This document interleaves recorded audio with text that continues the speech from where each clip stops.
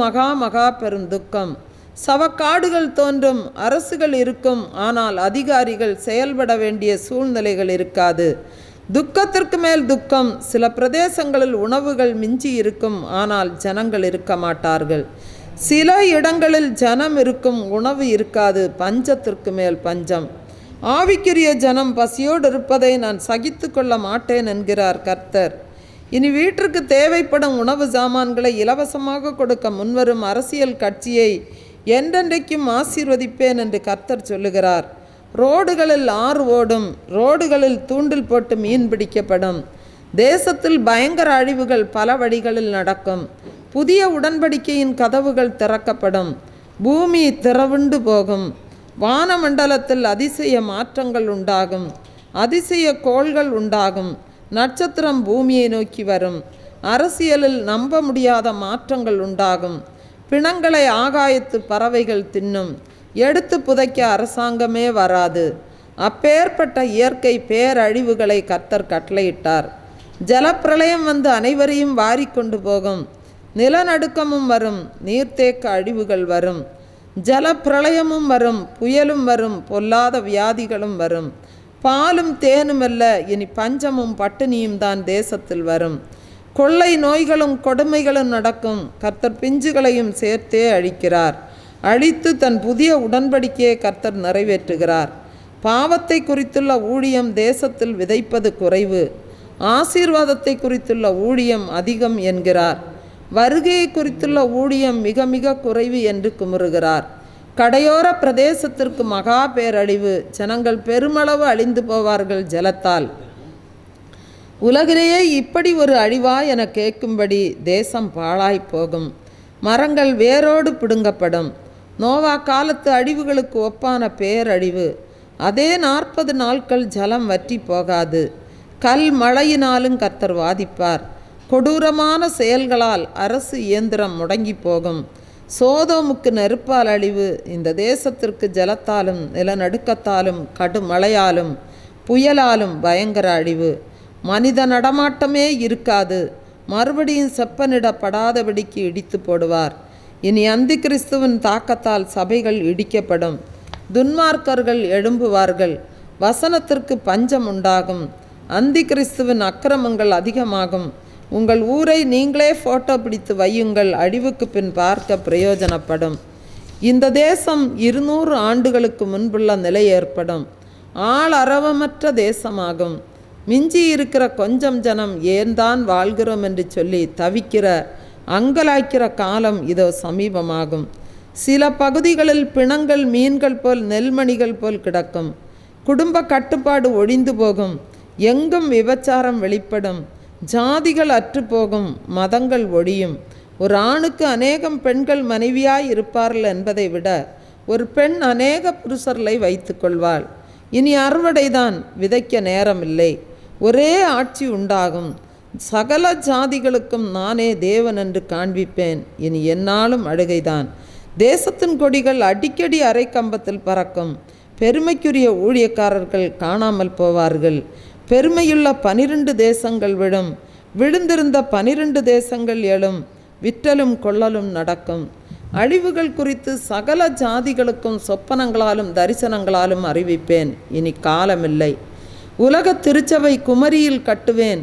புதிய எருசலேம் குமரி மாவட்டத்தில் உண்டாகும். இனி நான் வந்து வாசம் செய்வேன். நான் அநேகருடைய பந்தியில் அமர்ந்து போஜனம் பண்ணுவேன். சூரியன் சந்திரன் ஒளிந்து போகும். வால் நட்சத்திரம் தோன்றும். பெண்ணினம் பலுகி பெருகும். ஆணினம் முற்றிலும் குறைந்து போகும். திருமண பந்தங்கள் ஒழிந்து போகும். சட்டத்தின் கொடுமைகள் உண்டாகும். கர்த்தரின் ஜனம் சிறைபிடிக்கப்படும். நிலைநிற்கிறவனுக்காக கர்த்தர் யுத்தம் செய்வார். தீவுகள் காணாமல் போகும். வரைபடங்கள் சுருங்கி போகும். மதுரைக்கும் திருச்சிக்கும் நிலநடுக்கம் உண்டாகும். தேசத்தை இஸ்மவேல் ஆளுவான். அதாவது இந்தியாவை முஸ்லீம் ஒருவன் ஆளுகைக்கு கொண்டு வருவான். இது நடக்கும். இது அதிர்ச்சியாயிருக்கும் உங்களுக்கு. இந்தியாவிலே இவன் கொடி பறக்கும். இவன்தான் 666. இந்தியாவில் யுத்தம் உண்டாகும் என்பது நிச்சயம். சென்னை ஒழியும். ஜலத்தால் மூழ்கும். இலங்கை சமுத்திரத்தால் மூழ்கும். கடற்கரை ஜனங்களுக்கு ஐயோ.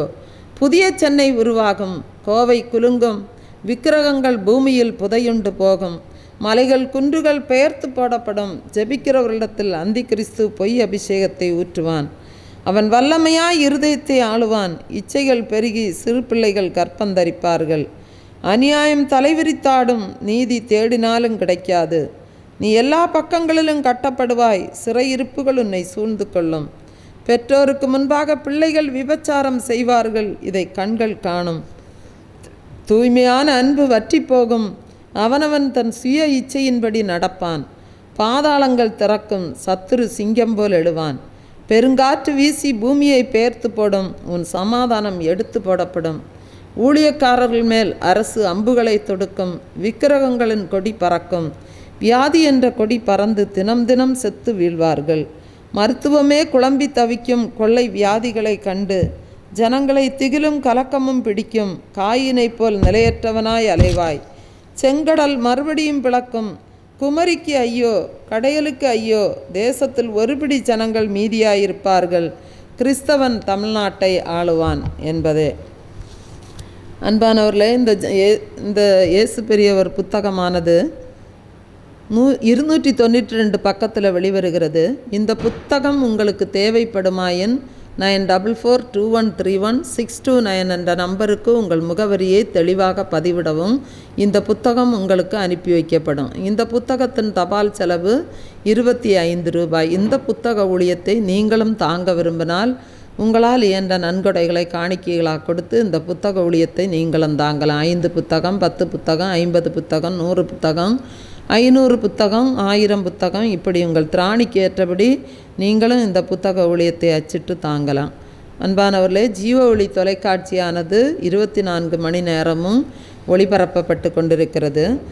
கேபிள் டிவிகளில் அரசு cable 598, TCCL 740, VK digital 720, SCV 179, CDN 813, Aristo 625, GTPL 134, AMN 192, Akshaya 675, Jack 274 போன்ற கேபிள் டிவிகளில் இந்த ஜீவொளி தொலைக்காட்சியை நீங்கள் 24 மணி நேரமும் பார்க்கலாம். மேலும் ஆண்ட்ராய்டு டிவிகளில், ஆப்ஸ்களில் இந்த ஜீவொளி தொலைக்காட்சியை பார்க்கலாம்.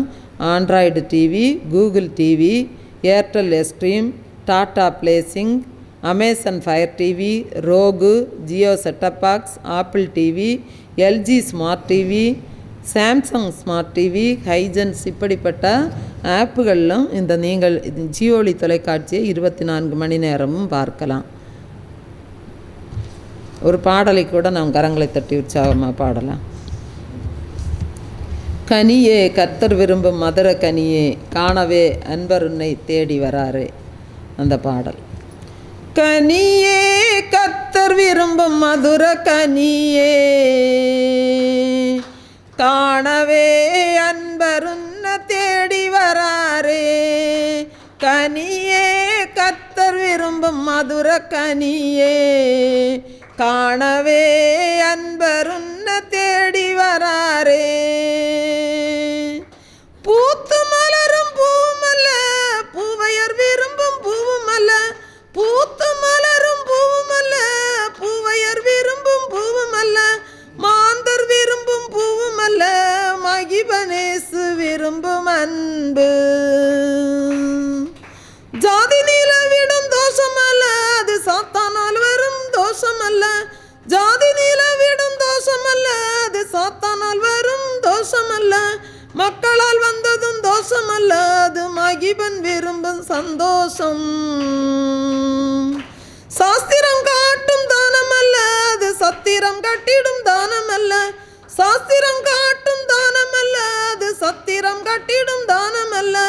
மாந்தர்கள் செய்திடும் தானமல்ல, நம் மகிபன் விரும்பும் சமாதானம். கனியே கர்த்தர் விரும்பும் மதுர கனியே, காணவே அன்பர் உன்னை தேடி வராரே. கனியே கர்த்தர் விரும்பும் மதுர கனியே, காணவே அன்பர் உன்னை தேடி வராரே. புத்தகம் எழுதும் மையல்ல, பூவையர் தீட்டிடும் மையல்ல. புத்தகம் எழுதும் மையல்ல, பூவைய தீட்டிடும் மையல்ல, மாந்தரை மயக்கும் மையல்ல, மா கோபத்தில் காட்டிடும் பொறுமை. இத்தரையோர் காட்டும் இரக்கமல்ல, ஏழைக்கு இறங்கும் இரக்கமல்ல. இத்தரையோர் காட்டும் இரக்கமல்ல, ஏழைக்கு இறங்கும் இரக்கமல்ல. பெருமையை காட்டும் இரக்கமல்ல, நம் இறையர் விரும்பும் தயவு. நால்வரை மயக்கும் குணமல்ல, நல்லோராய் நடக்கும் குணமல்ல. நால்வரை மயக்கும் குணமல்ல, நல்லோராய் நடக்கும் குணமல்ல. சன்மார்க்கம் என்னும் குணமல்ல, சத்தியம் சிந்திக்கும் நற்குணம். கனியே கர்த்தர் விரும்பும் மதுர கனியே,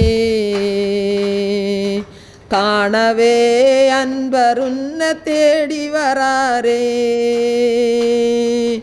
கனியே கர்த்தர் விரும்பும் மதுர கனியே, காணவே அன்பர் உன்னை தேடி வராரே. பூக்களில் உண்டாகும் பாசமல்ல, புவி சேர்க்கையில் உண்டாகும் பாசமல்ல. பூக்களில் உண்டாகும் பாசமல்ல, புவி சேர்க்கையில் உண்டாகும் பாசமல்ல. மண்ணீரால் உண்டாகும் பாசமல்ல, பாரேசுவில் வைக்கும் விசுவாசம். நாவில் விளங்கும் சாந்தமல்ல, சத்தத்தை அடக்கும் சாந்தமல்ல. நாவில் விளங்கும் சாந்தமல்ல, சத்தத்தை அடக்கும் சாந்தமல்ல. சாந்த சொருவி ஏழ்மை ரூபத்தில் சாய்ந்து சுமக்கும் சாந்தம். அமர்ந்திருப்பது இரக்கமல்ல, அழகை வெறுப்பது இரக்கமல்ல. அமர்ந்திருப்பது இரக்கமல்ல, அழகை வெறுப்பது இரக்கமல்ல. உலக இச்சைக்கு ஓடி விலகி உன்னத அடக்கம் இச்சையடக்கம். கனியே கர்த்தர் விரும்பும் மதுர கனியே, காணவே அன்பர் உன்னை தேடி வராரே. கனியே கர்த்தர் விரும்பும் மதுர கனியே, காணவே அன்பர் உன்னை தேடி வராரே. கனியே கர்த்தர் விரும்பும் மதுர கனியே, காணவே அன்பர் உன்னை தேடி வராரே. அல்லேலூயா, அல்லேலூயா, அல்லேலூயா. யோவான் 6வது அதிகாரம் 63வது வசனத்தை நம்ம வாசிக்கலாம். யோவான் 6வது அதிகாரம் 63வது வசனம். ஆவியே உயிர்ப்பிக்கிறது, மாம்சமானது ஒன்றுக்கும் உதவாது. நான் உங்களுக்கு சொல்லுகிற வசனங்கள் ஆவியாயும் ஜீவனாயும் இருக்கிறது. அன்பானவர்களே, ஆவியை உயிர்ப்பிக்கிறது. ஆவியானவர் நம்முடைய சரீரத்தில் இறங்கி வரும்போது நம்முடைய பழுதாய் போன அவயவங்கள் எல்லாம் உயிர்ப்பிக்கப்படுகின்றன. செயலற்று போன நம்முடைய சரீரத்தின் பாகங்களெல்லாம் செயலாக்கப்படுகிறது. இயேசு இந்த பூமியில் வாழ்ந்த நாட்களில் 3 பேரை உயிரோடு எழுப்பின சம்பவங்களை நாம் வேதத்தில் வாசிக்கிறோம். பாருங்கள், யவீருவின் மகள் மரித்து போன போது மார்க் 5:41 ஆண்டவராகிய இயேசு சொல்லுகிறார், பிள்ளையின் கையை பிடித்து தலித்தாகுமி என்றார். அதற்கு சிறு பெண்ணே எழுந்திரு என்று உனக்கு சொல்லுகிறேன் என்று அர்த்தமாம். அன்பானவர்களே, இப்படி சொல்லி ஆண்டவர் அந்த சிறு பெண்ணை உயிரோடு எழுப்புகிறார். பாருங்கள், நாயின் ஒரு விதவையின் மகன் இறந்து போன போது ஆண்டவர் வாலிபனே எழுந்திரு என்று சொல்லி அவனை உயிர்ப்பித்தார். லூக்கா 7வது அதிகாரம் 14வது வசனத்தை நம்ம வாசிக்கலாம். கிட்ட வந்து பாடையை தொட்டார், அதை சுமந்தவர்கள் நின்றார்கள். அப்பொழுது அவர், வாலிபனே எழுந்திரு என்று உனக்கு சொல்லுகிறேன் என்றார். பாருங்க, லாசரு மரித்தபோது ஆண்டவர் லாசருவே வெளியே வா என்று சொல்லி அழைத்து அவனை உயிர்ப்பித்தார். யோவான் 11வது அதிகாரம் 43வது வசனத்தை நம்ம வாசிக்கலாம். இவைகளை சொன்ன பின்பு லாசருவே வெளியே வா என்று உரத்த சத்தமாய் கூப்பிட்டார். அன்பானவர்களே பாருங்க, நம்முடைய ஆண்டவராகி இயேசு மரித்தபோது அவரை உயிர்ப்பித்தது ஆவியானவர் தான் என்று சொல்லி வேதம் நமக்கு தெளிவாக சொல்லுகிறது. ரோமர் 8வது அதிகாரம் 11வது வசனத்தை நாம் வாசிக்கும்போது, கிறிஸ்துவை மரித்தொழுந்து எழுப்பினவர் உங்களில் வாசமாயிருக்கிற தம்முடைய ஆவியினாலே சாவுக்கு ஏதுவான உங்கள் சரீரங்களையும் உயிர்ப்பிப்பார். அன்பானவர்களே, இயேசு கிறிஸ்து ஒரு முறை சூம்பின கையை உடைய ஒரு மனிதனை அவர் சந்திக்கிறார். அப்பொழுது ஆண்டவராகிய இயேசு அவனை பார்த்தபோது, உன்னுடைய கையை நீட்டு என்று சொல்லுகிறார். அப்பொழுது உயிர்ப்பிக்கிற தேவ ஆவியானவருடைய அந்த வல்லமை அவனிடத்தில் பலமாக வந்து இறங்கியது. அப்பொழுது அவனுடைய கை மறு கையை போல செயல்பட தொடங்கியது. அன்பானவர்களே, நம்முடைய சரீரத்திலும் எந்த பாகங்கள் எந்த பகுதி செயலற்று போனாலும் நாம் இந்த வசனத்தை நாம் வாக்கு தத்தமாக நாம் பிடித்து கொண்டு நாம் உறுதியாக தேவ சமூகத்தில் நாம் ஜெபிக்க வேண்டும். அப்பொழுது நிச்சயமாகவே நமக்கும் ஆண்டவர் விடுதலையை தருவார். யோபு சொல்லுகிறார் 33:4, தேவனுடைய ஆவியானவர் என்னை உண்டாக்கினார், சர்வ வல்லவருடைய சுவாசம் எனக்கு உயிர் கொடுத்தது. பாருங்க, மனுஷனில் ஜீவனையும் உயிரையும் கொடுக்கிறவர் ஆண்டவராகிய இயேசு ஒருவர் தான். அந்த ஆவி மனுஷனுடைய நாசியில் ஊதப்பட்ட போதுதான் மனுஷன் ஜீவாத்மாவாக மாறுகிறான். அன்பானவர்களே, அந்த ஆவியானவர் தான் உயிர்ப்பிக்கிற ஒரு வல்லமை உடைய ஒரு தேவனாக இருக்கிறார். அன்பானவர்களே, இப்படிப்பட்ட அந்த வல்லமையுள்ள தேவனுடைய அன்பை நாம் உலகத்துக்கு வெளிப்படுத்துகிறவர்களாக, அவரை குறித்து நாம் சாட்சி கொடுக்கிறவர்களாக வாழவே ஆண்டவராகிய இயேசு நம்மை அழைத்திருக்கிறார். ரோமர் 12வது அதிகாரம் 2வது வசனம் சொல்லுகிறது, நீங்கள் இந்த பிரபஞ்சத்திற்கொத்த வேஷம் தெரியாமல் தேவனுடைய நன்மையும் பிரியமும் பரிபூர்ணமான சித்தம் இன்னதென்று பகுத்தறியத்தக்கதாக உங்கள் மனம் புதிதாகிறதுனாலே மறுரூபமாகுங்கள். அன்பானவர்களே, இந்த வேத வசனத்தின்படி நாம் உலகத்தின் அசுத்தத்திற்கு நாம் எப்பொழுதுமே நாம் விலகி இருக்க வேண்டாம். வேதத்தில் நாம் பார்க்கும்போது சாத்ராக், மேஷாக், ஆபேத்நேகோ, தானியேல் என்கிற வாலிபர்கள் ராஜாவின் கட்டளைக்கு இடங்காமல் அவர்கள் தீட்டுப்படாத போஜனத்தை சாப்பிட்டு தேவனுடைய நாமத்தை அவர்கள் மகிமைப்படுத்தினார்கள். பாருங்க, அந்த